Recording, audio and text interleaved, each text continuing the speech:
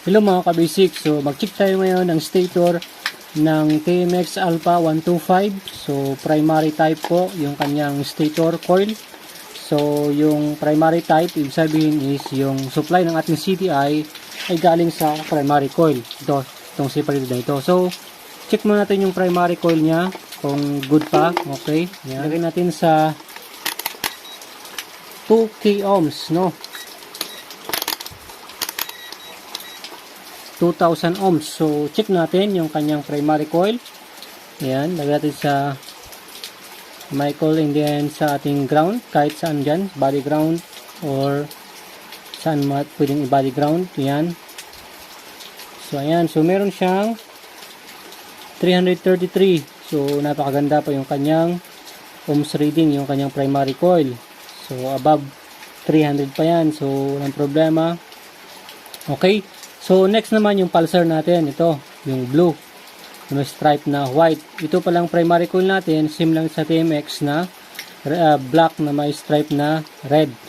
Okay, yan. Yan. Okay. So, next is yung blue natin. Yung ating pulsar. Yan, dapat meron siyang at least 100 above. Body ground ulit natin. Yun. So, while mayroon siyang 112 ohms. So, good pa yan mga kabisik. Hindi yan below 100. Kaya, good pa yung pulsar niya. Okay? So, ngayon ito namang ating pink at saka yung ating yellow. Yellow at saka pink. Check natin. Ito ay full wave yung kanyang charger. So, kailangan pagdikitin natin dalawa yan para makakuha tayo ng reading. Okay?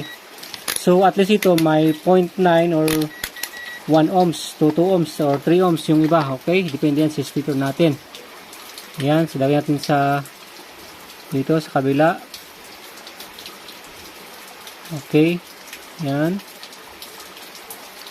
Lagyan natin sa yellow. Ilagyan natin sa pink. And we have 1.1. Okay? Ayan. Yung 1.1 yung kanyang charging supply. Okay? Yung AC supply ng ating regulator. Okay, so ganun lang mag-check sa ating stator ng TMX 125.